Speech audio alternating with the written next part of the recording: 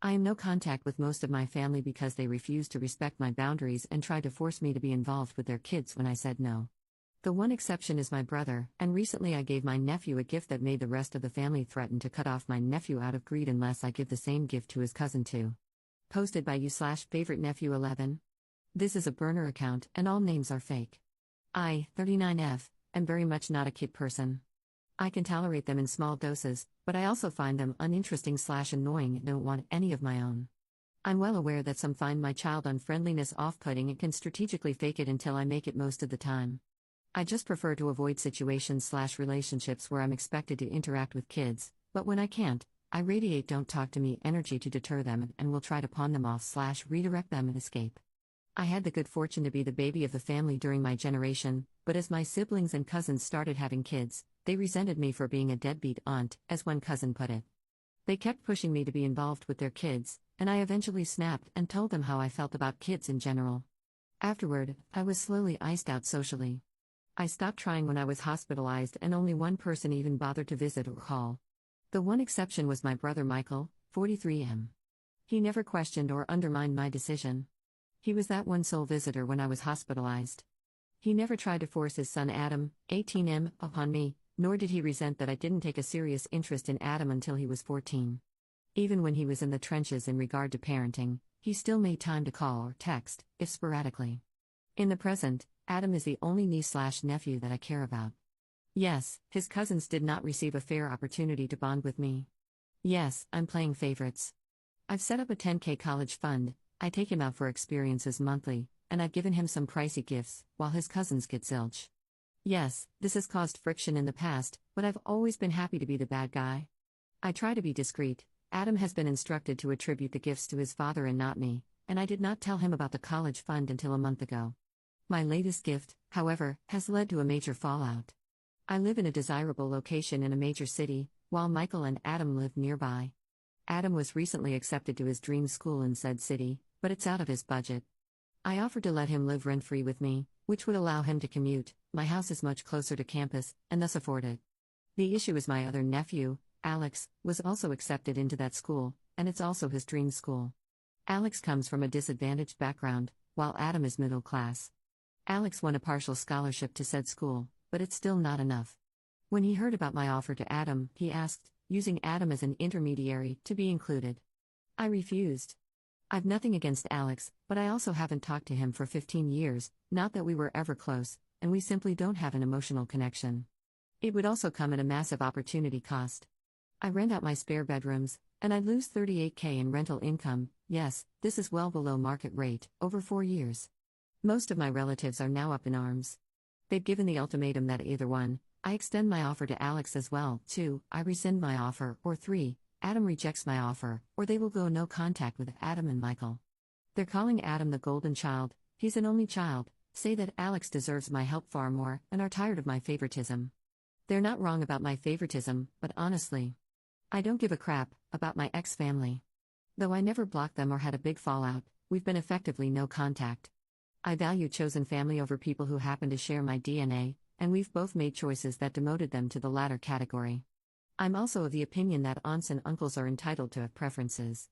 Furthermore, I don't see what makes Alex more deserving.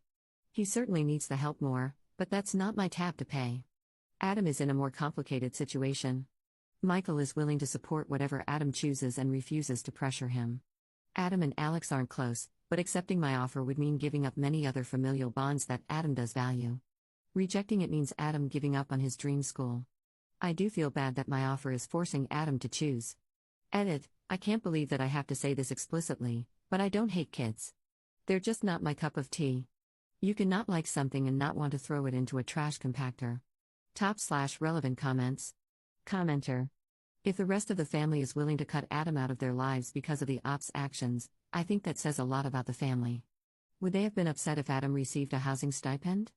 Would he have had to turn it down? Up. I think you made the right choice to go no contact/low contact with most of your family. They are truly jerks for threatening Adam over your actions. Commenter 2. Everyone is entitled to live their lives the way they want. You decided not to engage with your siblings' kids because it doesn't suit you. Michael accepted that about you and kept in touch anyway. Your other siblings didn't accept your boundaries and, as a result, shifted themselves and their families out of your life. That was their decision, how they saw fit to live their lives because of your boundaries. Now that you've made a generous offer to the sibling who respected your boundaries, the others are up in arms. You're not the jerk. That's just how boundaries work, even if family members want to pretend that families shouldn't have boundaries because, family. I feel for Adam, though. I hope he makes the decision that is best for him and his future, but I do think he has a lot of anger and animosity coming his way. Good luck to you all. Update 2 days later. I saw a few questions in my last post that I wanted to address. Why not try to form a bond with Alex now? He comes across as a gold digger and disingenuous, seeing as he was perfectly happy being distant from me when there was nothing to gain. Why distance yourself for Alex's parents' sins? I didn't. I just don't have a reason to try to form a bond with him, just like I don't have a reason to connect with the cashier at my local grocery store. Many people who didn't meet by circumstance meet because of a social lubricant that brings them together. Aunt/nephew ties are facilitated by said aunt's ties to the child's parents/wider family, and those ties do not exist in this case. A relationship with Alex might also be a liability if our relatives try to weaponize it in some way, and given that they already tried with Adam. I'll pass. Why didn't you put your bio family on an information diet? I did. Unfortunately, I suspect that Adam slipped up during his excitement at being given the chance to attend his dream school after thinking he couldn't. I've always stressed the importance of secrecy, but up to this point, he's never experienced conditional love, and in his naivety, believed the best from his relatives. It's a lesson I wish he'd learned in a different manner, but what's done is done. I did see the suggestion about claiming that I have a long-term lease on my other rooms, but that probably wouldn't work. My relatives would likely demand that I try to break the lease, taking on the penalties, or that Alex and Adam share a room. Could you compromise? Is there a win-win solution for both Adam and Alex? Maybe let them share a room? Perhaps, but you never negotiate with bullies, it sends the wrong message. Also, it would be incredibly awkward and tense between Alex and me, never mind Alex and Adam, who would be living in the same room. Why not just rent out the room and send Adam the proceeds so he can get a room elsewhere? My rates are well below market value, and it would not cover the cost of a room elsewhere in the area for Adam. I could raise the price to market value, but then I'd have to explain to potential tenants why they're being charged so much more than the tenant I already have. I also don't want to raise my rates on principle. I don't like that landlord/private equity are intentionally squeezing the housing market. The only reason I'm renting out my rooms is because they'd be sitting empty otherwise, and offering them cheaply was a compromise between pragmatism and my values. I actually would have preferred a smaller place, but there weren't any smaller houses that ticked off my non-negotiable requirements. You've no right to feel hurt over being abandoned in the hospital. You pushed them away. As acknowledged in my post, everyone made decisions that contributed to me going no contact. I was disinterested in the center of their world, and they couldn't accept me as I was. And while I certainly self-selected out of kid-centric events, I repeatedly tried to reach out to arrange kid-free hangouts. Heck, I would have been okay with occasional text/phone calls. That was literally the only way Michael and I stayed in touch until Adam was 7. And the hospital incident didn't hurt me so much as it was the final nail that ended any hope of reconciliation. I was well aware that our relationship was fraying well before the incident. Update.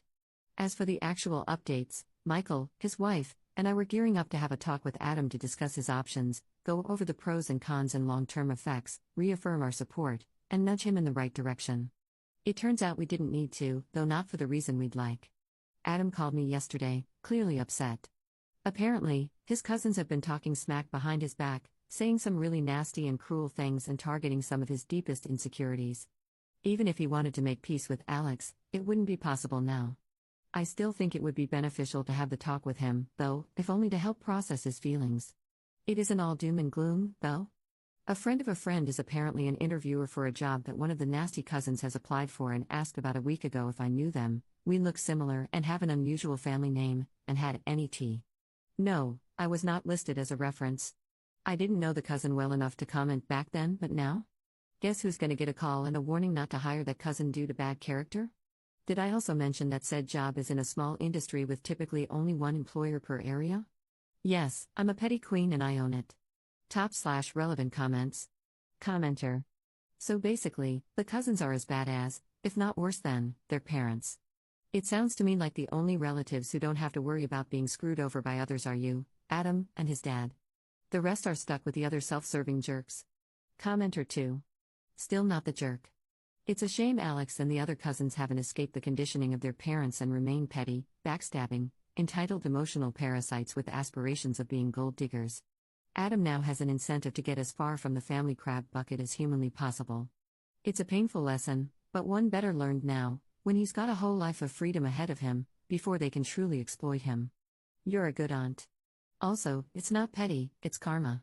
If the cousin will happily talk crap behind a loved one's back, they sure as hell won't hesitate to spread harmful rumors through the workplace or resort to emotional blackmail to get what they want, given the morals of the relatives they're closest to.